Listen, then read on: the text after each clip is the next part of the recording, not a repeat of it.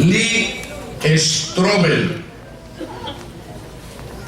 quien era un reportero del periódico Chicago Tribune, escribió un artículo cuando visitó a una familia muy pobre en estado paupérrimo.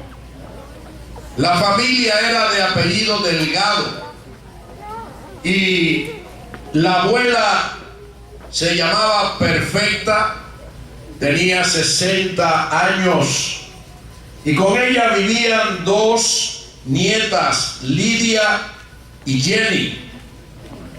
Cuando este reportero llegó a la vivienda donde vivían esta familia Delgado, se sorprendió al ver la condición deplorable que tenía aquel hogar. Pensó encontrar un hogar normal, pero no había muebles en la sala, no había camas en los cuartos. Cuando entró a la cocina solamente pudo ver un poco de arroz sobre una mesa. No habían cuadros, no habían cortinas. Se veían insectos caminando por aquella casa. Y este reportero fue grandemente impactado porque estas dos jóvenes, Lidia y Jenny, que una tenía 13 y la otra 16 años, solamente tenían cada una un vestido de mangas cortas, eran adolescentes en la escuela y un triste abrigo gris compartían en los fríos de Chicago. Cuando caminaban largas cuadras para ir a la escuela, se ponía primero Lidia el abrigo, mientras su hermana Jenny iba tiritando del frío, y a mitad del camino ella se despojaba de aquel viejo abrigo gris y se lo daba a su hermana para que ella se calentara. Fue tal la condición que encontró Lee, este reportero, en el hogar, que hizo un escrito en su periódico y escribió sobre la condición inhumana y de necesidad que tenía esta familia. Una mañana él se levantó, recordó este cuadro y dijo: voy a visitar nuevamente esta familia. Cuando tocó a la puerta, Jenny fue la que le abrió, y cuando él miró hacia la casa, quedó sorprendido el interior de la casa, porque la vez anterior había visto la casa vacía, ahora tenía muebles. Lo pasaron a entrar. Cantidad de cajas estaban acumuladas en la sala. Cuántos artículos eléctricos, cuántas cosas había. Y es que el editorial que él escribió conmovió a la ciudad, y empezaron a regalarle a esta familia juegos de cuarto, muebles, equipos eléctricos, tantos regalos, comida, y hasta miles de dólares le llegaron. Sorprendido, Lee conversa con Perfecta, la abuela de 60 años, y esta le dice: nos ha encontrado de casualidad, pues ya partíamos, nos íbamos. Y él le dice: ¿y hacia dónde iban? Dice: íbamos a repartir regalos a los vecinos, porque no es correcto que nosotros tengamos tanto y hay cuantas familias necesitadas. Aquel hombre quedó todavía más impactado y miraba cuántos regalos habían recibido, y le dijo: Ustedes tienen que estar muy agradecidas a estas personas que le han regalado tanto. Y esta abuela dijo: todo esto nos lo ha dado Dios. Pero Él tiene aún un mayor regalo. No son estas cosas las que nos satisfacen, pues el mayor regalo que Él tiene es su Hijo Jesucristo, quien ha nacido para salvarnos. Posteriormente, en su oficina, Lee meditaba y se decía a sí mismo: esta familia no tenía nada, pero tenía una gran fe. En cambio, yo lo tengo todo, pero no he tenido esa fe. Voy a tener que alcanzar también la fe que perfecta Lidia y Jenny han alcanzado a través de Jesucristo. Siempre es Navidad. Repítalo conmigo: siempre es Navidad. La Navidad para el mundo es una fecha festiva en el mes de diciembre de cada año. Para los cristianos es un acontecimiento que bendice nuestra vida todos los días, enriquece nuestra alma y nos sustenta, llenando de fe para enfrentar la vida diaria y al final del camino saber que encontraremos la vida eterna. Eso es Navidad para nosotros. Cuando Pablo le escribió a su pupilo Timoteo, y lo hizo en el capítulo 3 de 1 Timoteo, verso 16, le dice Pablo: indiscutiblemente grande es el misterio de la piedad. Dios fue manifestado en carne, justificado en el Espíritu, visto de los ángeles, predicado a los gentiles, creído en el mundo y recibido arriba en gloria. Y realmente es un misterio la Navidad. Es un misterio el advenimiento de Cristo. Por eso tantos millones en el mundo no lo llegan a comprender, lo dudan, lo cuestionan, los sustituyen por palabras como mito, fraude. Esto no es más que costumbres, porque es un misterio. Piense usted que el Dios eterno, creador de todas las cosas, haya decidido venir a este mundo, humanarse, tomar un cuerpo como el suyo y el mío, por una sola razón: salvar la humanidad. Darnos la oportunidad de nosotros vivir con Él eternamente.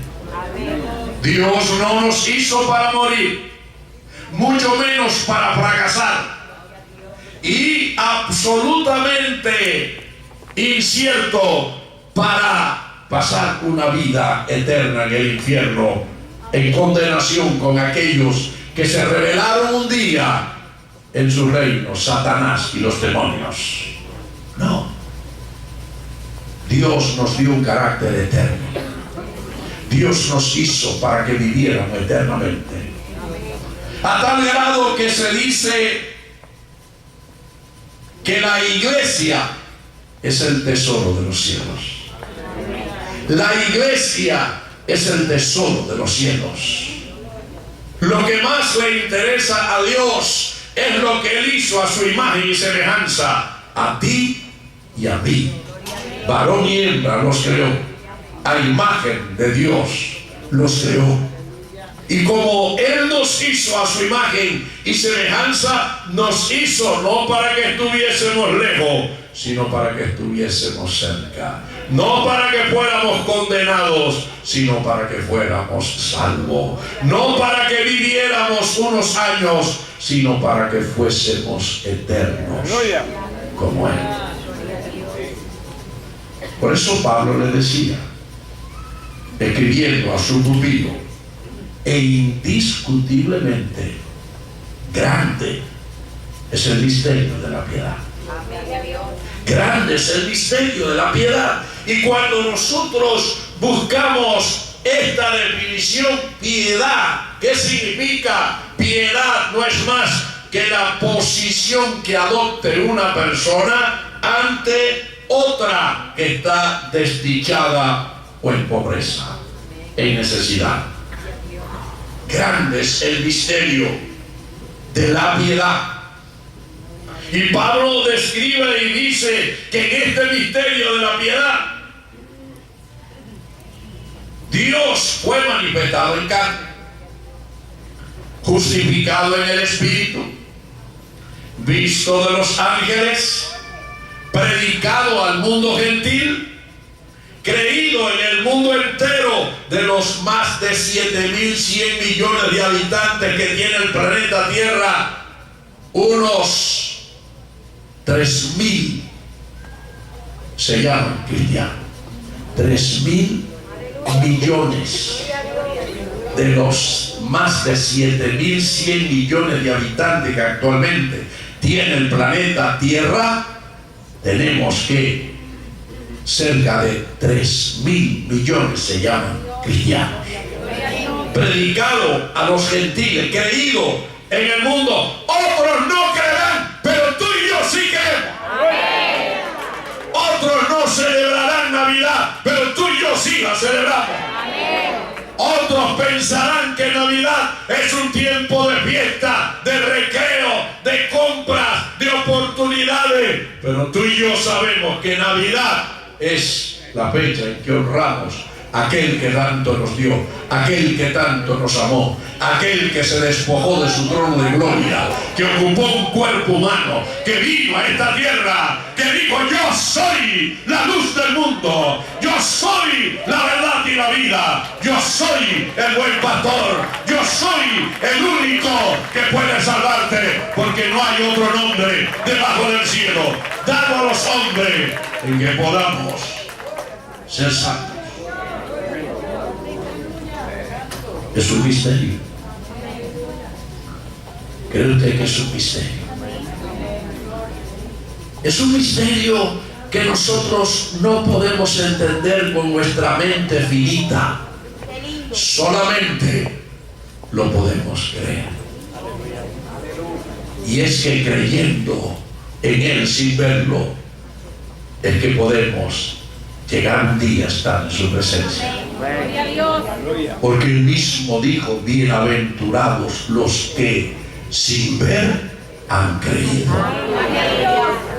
Por eso usted se explica y por qué Dios no envió a los ángeles a predicar el Evangelio. Los ángeles desearían predicar al mundo a Jesucristo, pero los ángeles están en la presencia de Dios. Y el Evangelio es un objeto de fe. Por fe se entra al cielo, por fe se cree en Él sin haberlo visto.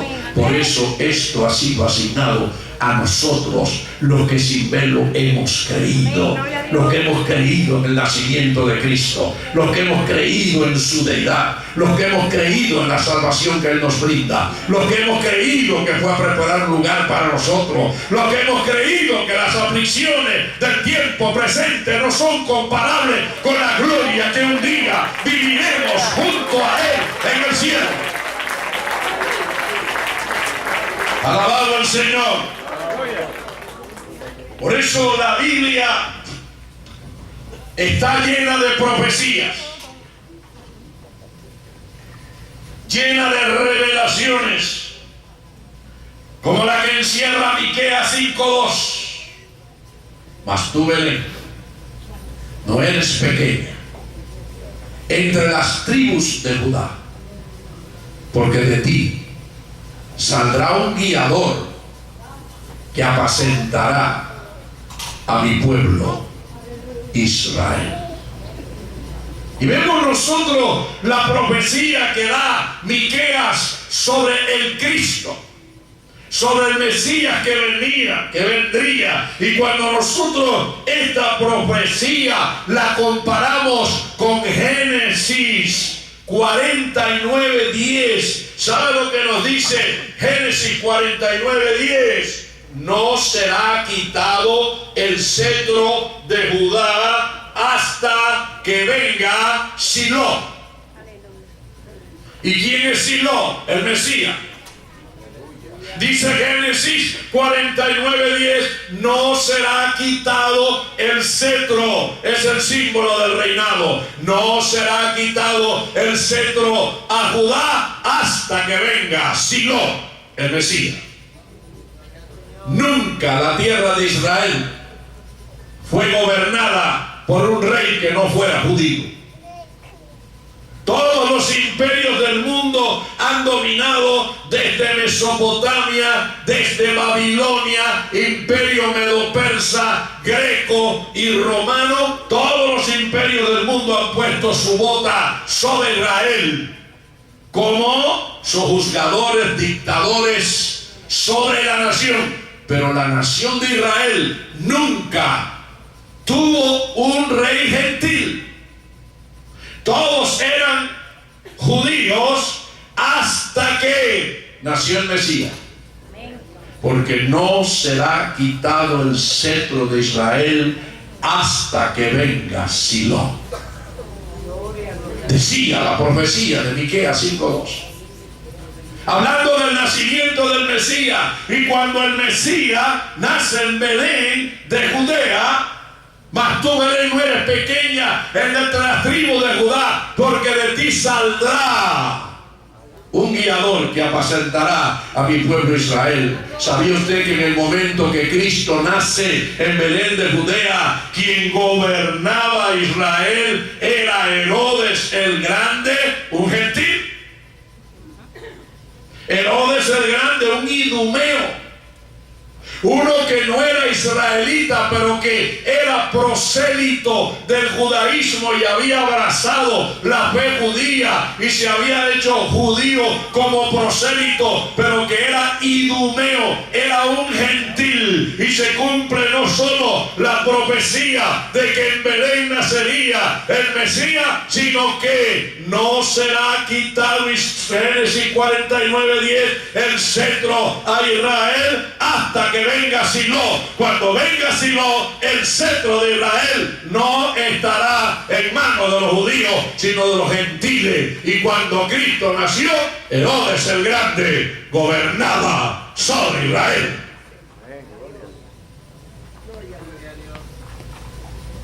La Biblia es el libro de Dios. Es la palabra de Dios. Cuando la leemos y la estudiamos, nos damos cuenta que no es el libro de Julio Verne, ni es el libro de ningún escritor. Es la palabra revelada de Dios, que en sus páginas, en sus letras, tiene códigos y tiene revelaciones, como en el día de hoy a través de la cibernética el mundo ha descubierto. ¿Qué ha descubierto el mundo hebreo, los científicos? Que la Biblia, el texto hebreo, está lleno de códigos. ¿Sabe lo que significa eso? Que cuando el Pentateuco, los primeros 5 libros de la Biblia y el Antiguo Testamento se estudian en el hebreo original. Para ponerle un ejemplo, el capítulo de la Biblia que en el Antiguo Testamento más habla del Mesías, la descripción del Mesías, fue el profeta Isaías en el capítulo 53. Cuando Isaías nos describe al Mesías y nos dice desde el versículo 1, ¿Quién ha creído a nuestro anuncio y sobre quién se ha manifestado el brazo de Jehová? Subirá cual renuevo delante de él, y como raíz de tierra seca, no hay en él hermosura para que le deseemos. Despreciado y abandonado entre los hombres, varón de dolores, experimentado en quebranto, y como que escondimos de él el rostro, fue menospreciado y no lo estimamos. Mas él herido fue por nuestras rebeliones, molido por nuestros pecados. El castigo de nuestra paz fue sobre él, y por su llaga fuimos nosotros curados. Cada cual se descarrió por su camino, mas Jehová cargó en él el pecado de todos nosotros. Y cuando nosotros leemos ese capítulo 53 de Isaías y vamos a los estudiosos judíos en el hebreo original, ¿sabía usted que este capítulo 53 de Isaías, que es el que más describe la vida del Mesías, cuando se analiza cada 74 letras, oiga bien, cada 74 letras del libro de Isaías aparece Nazareno? Cada 74 letras aparece la palabra Nazareno. Cada 23 letras aparece la palabra Jesús. ¿Cómo es que los judíos no creen que Jesús es el Mesías? Si el profeta Isaías, uno de los grandes profetas, en el capítulo 53, describiendo al Mesías, cada 74 letras en hebreo aparece la palabra Nazareno, y en cada 23 letras la palabra Jesús. Jesús es el Mesías. Jesús es el Cristo. Jesús es el Salvador. Jesús, dígalo. Jesús. A él le damos gloria. Jesús, a él le damos honra. Jesús, a él le damos alabanza. Jesús es nuestro Dios. Es tu Dios, es tu Salvador, es tu dueño, es tu Señor.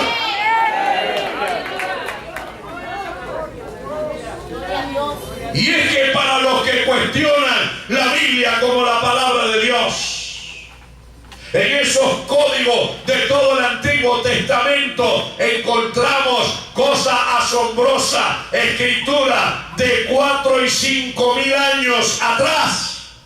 Aparece el nombre del presidente de Estados Unidos, aparecen hechos mundiales, aparece en el Génesis el nombre de Yitzhak Rabin, uno de los ministros de Israel, su nombre, ¿quién lo iba a matar? Así ocurrió. Muchos de los científicos y de los rabinos judíos en el momento actual de conflagración mundial del ataque de los árabes están continuamente estudiando los códigos de la Biblia, porque ellos encuentran hasta el día en que van a ser atacados por enemigos.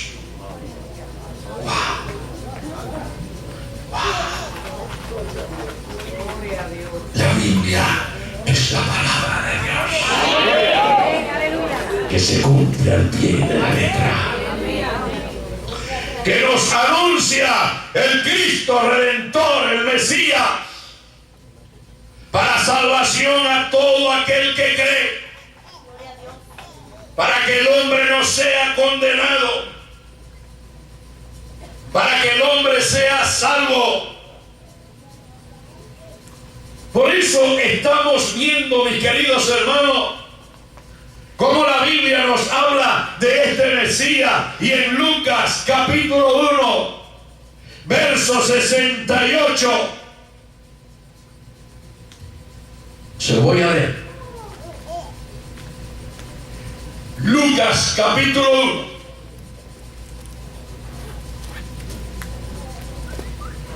En el verso 68 nos dice: bendito el Señor Dios de Israel, que ha visitado y redimido a su pueblo y nos levantó un poderoso Salvador.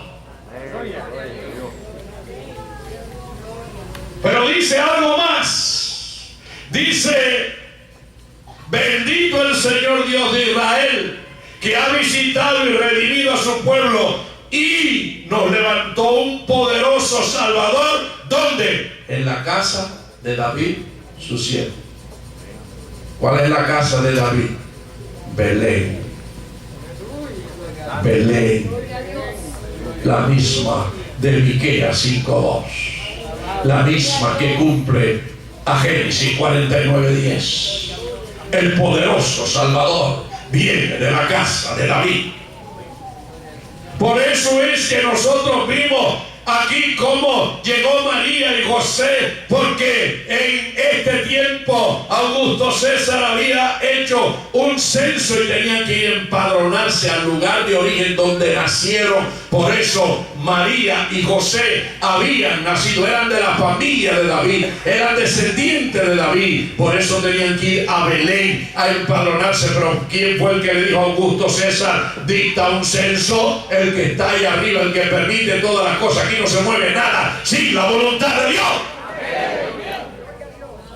Dice la Biblia: no nace un pajarillo, no cae la hoja de un árbol sin la voluntad de Dios. No ocurre nada en tu vida sin la voluntad de Dios. Y cuando llegó el tiempo, Dios le dijo a Augusto César: lanza un censo, porque se tiene que cumplir mi palabra. Y allá tuvieron que ir María y José a Belén. Allá tuvieron que ir a empadronarse, porque el niño tenía que nacer en Belén. Y los que dimos el viaje a Israel el mes pasado, estuvimos en Belén.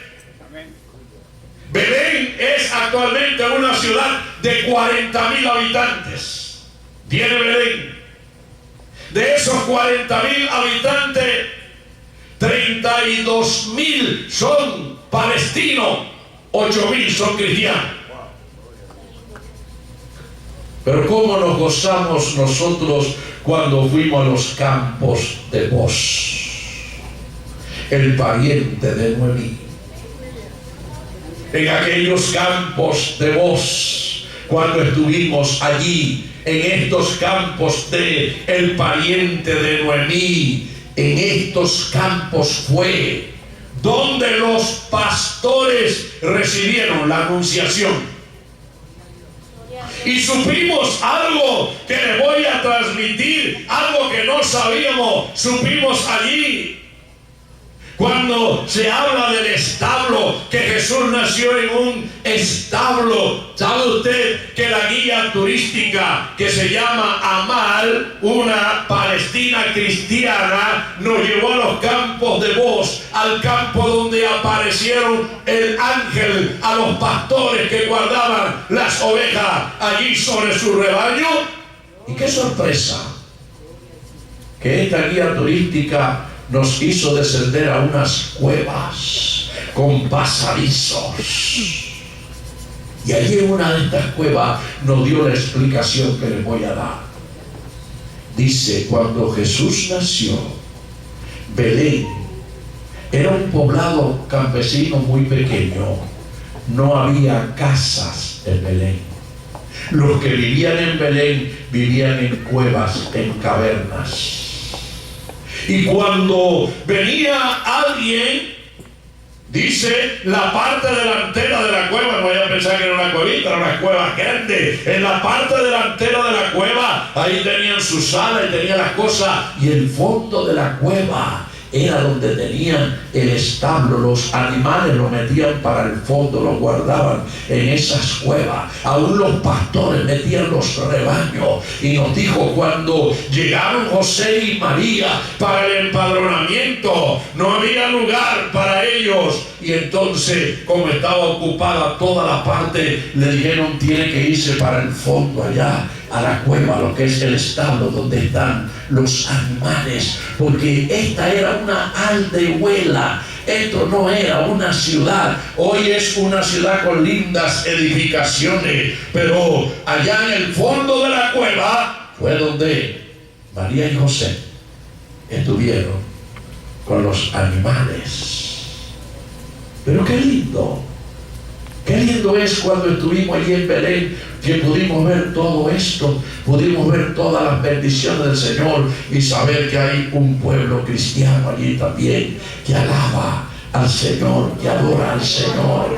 Oh, mis queridos hermanos, qué lindo que cuando estuvimos allí, llegamos a Belén, la guía turística llamada Amal, que en árabe significa esperanza, ella nos dijo: les voy a llevar a almorzar a un restaurante que el dueño es un cristiano palestino y le voy a llevar allá para ayudarlo, porque este hombre tiene un niño de 3 años que le salió un cáncer en la cabeza, un cáncer en su cerebro. Lo acaban de operar en Tel Aviv, le cobraron $150,000 por la operación.